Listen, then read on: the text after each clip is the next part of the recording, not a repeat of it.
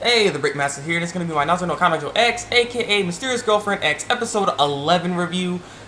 Great episode, just a nice end-off for all this trouble that Tsubaki and Hayakawa made, and it's just, I don't know, I'm really enjoying this series. Out of all the series that I'm watching right now, this is probably the most enjoyable one I'm having. I don't know what's going on. I just really like it. I don't know why.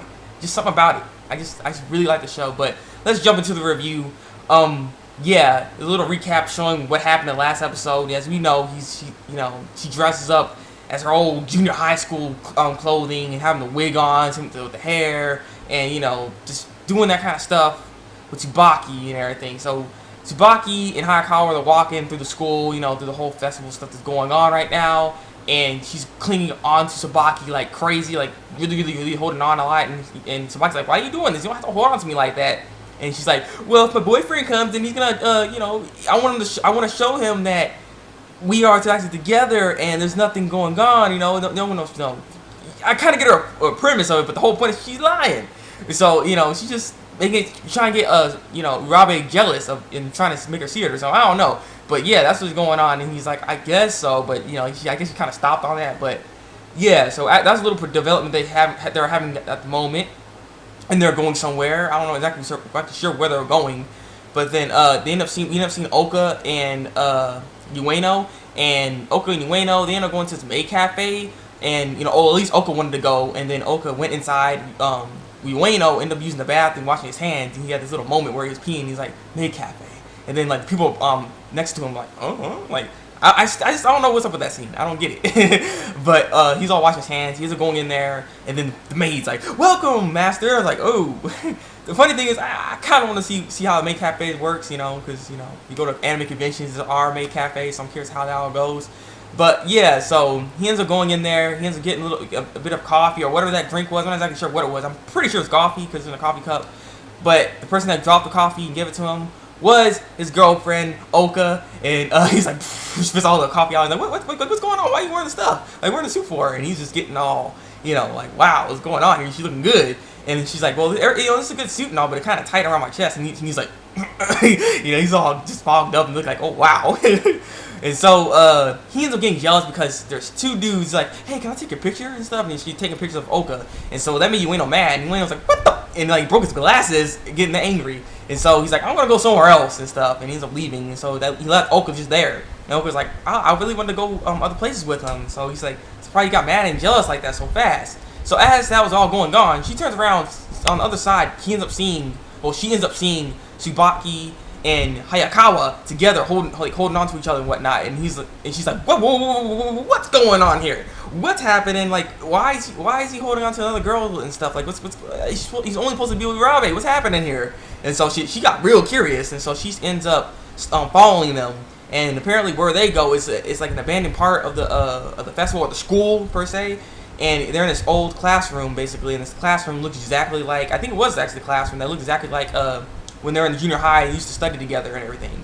And so she's just standing there and everything like that. And it's like this bring back memories, right? Like, she's really trying hard to just bring back those junior high school like moments. It's just like, what the heck? Like, she's just living in the past too much. And so Oka is like peeking in. He's like, whoa, that's what's going on here. And so they end up talking a bit, and she realizes that was an old crush that Tsubaki used to have. And so, as things was progressing and everything like that, they're showing a little flashback that Tsubaki wanted to hug Hayakawa at that time when they were studying together, and she opened a window and was like, wow, it's a nice breeze and whatnot. And so she's like, you can hug me now, we're all alone, we can, you can actually hug me, so if you want to, we can. And he's like, I don't know and stuff. He's like, he wasn't gonna be like, I just jump on her all of a sudden. I'm glad he didn't do any of that stuff. He actually had to think. He didn't just act. You know what I'm saying? So I did like that. I did respect him for that, Tsubaki. So good job at least on that. And it's like, I have a girlfriend, I can't do it. He kept saying that. And so then she's like, okay, why don't you lick it and lick my saliva? And he's like, I can't do it. And he wasn't gonna do it. I was like, he's really being like, well, actually, no, he wasn't saying he wasn't gonna do it. He's like, he looked like he was going to. Yeah, he was actually. The way he was doing it, he's like, he'd be about to do it, but then Oka was like, I gotta stop them. I gotta stop them. So Oka's trying to go in there and about to stop him, but then robot person comes, and the robot person, or the person inside this robot, is like a box cutout robot, was was Urabe, and I was like, what the heck? Like that's what you choose to come in? Like I was just like, wow, really? That was funny. That was funny. I was laughing off of that because I was like, wow, she's a robot. And so she ends up getting Oka, and he's like, don't say anything. And so she ends up going in there, and she's like, Tsubaki. He's like, oh crap. He's like, oh my god, it's Urabe. He's getting all scared and everything because he's like, what's going on? And then she ends up basically doing a test on him, and he ends up blindfolding him so he can't see anything. And so she ends up using her scissors, cutting up the whole entire box. And inside that box was Urabe naked. I was like, okay, and this is where things just do weird. I was just like, okay then, you know. I mean, and it is censored. I'll say that right now. But what it is showing right now, how the censor is, I'm pretty sure there's gonna be an uncensored version of this at some point. So you perverts out there, if you want to see that, just wait a couple of weeks and it'll be on one of the anime sites and you can go see that. I'm just saying.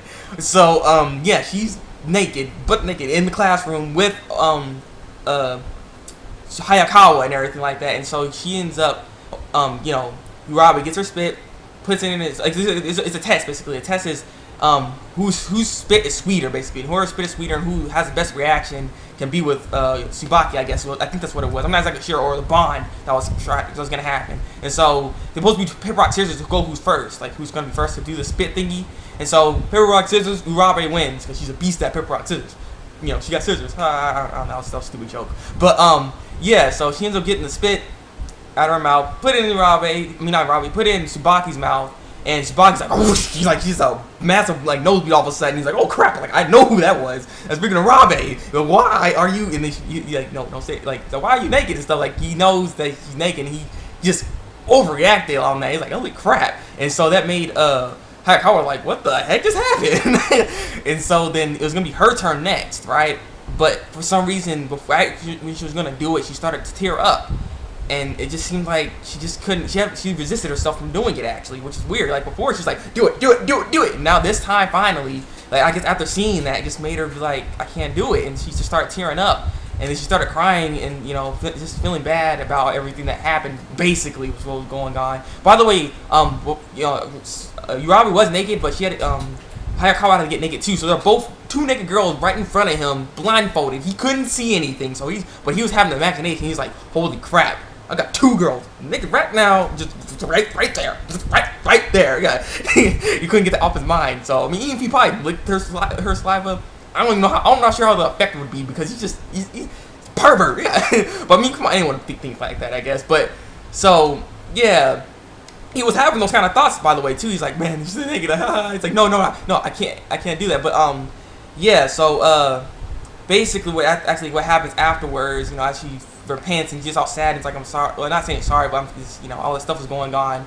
Urabe ends up taking her spit and takes it and, you know, puts it in her mouth, and all of a sudden she gets all like a shiver and stuff, and she's like, wow, super sweet, like this is some really sweet stuff. And she always like, Hayakawa was basically doubting herself that she couldn't find a boyfriend for her, like the perfect match, how like those two are, and she was trying to steal him. And it's like, she is sorry about that, but she had a lot of fun with it and everything like that. But she's like, well, Urabe's like, you'll find someone for you, trust me, like just your saliva is super sweet, so I'm pretty sure they'll like it, and you know you'll find someone. Just, you know, look out for that. And he's like, I do feel bad about this, and even like also not Tsubaki, yeah, Tsubaki was like, you know, you can't really be doing this because, you know, I love Urabe, and you know, I'm not trying to be a rebound because, you know, you're feeling sad about you losing your boyfriend and everything. But like I said, everything got all A-okay afterwards. They seem like they're somewhat friendly with each other now too.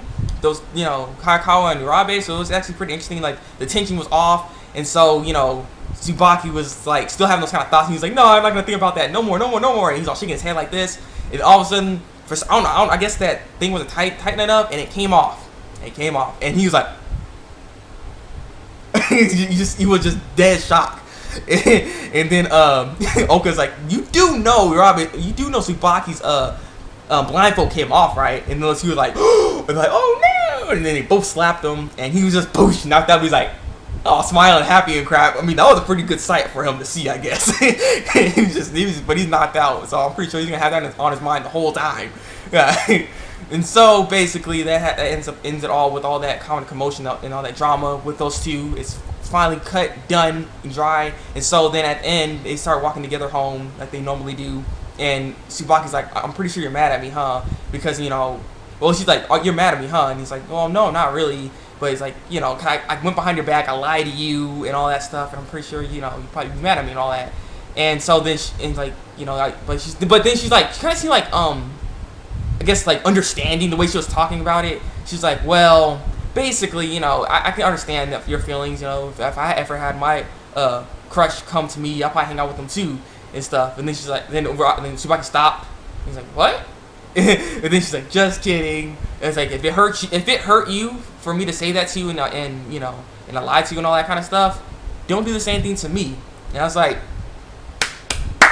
that's what I'm talking about, Urabe. Exactly. Exactly. You messed up, Tsubaki. Do better. Yeah, do better. So that was basically the end of the episode right there. And I'm really interested in what's gonna happen next. What is the next episode? What's gonna happen? I don't really know what's gonna happen next. Is Hayakawa still gonna be a factor in the show still, or is she finally just gonna disappear, or what's gonna happen to her? And I'm just looking forward to the next episode. This is some nice stuff. I really loved it.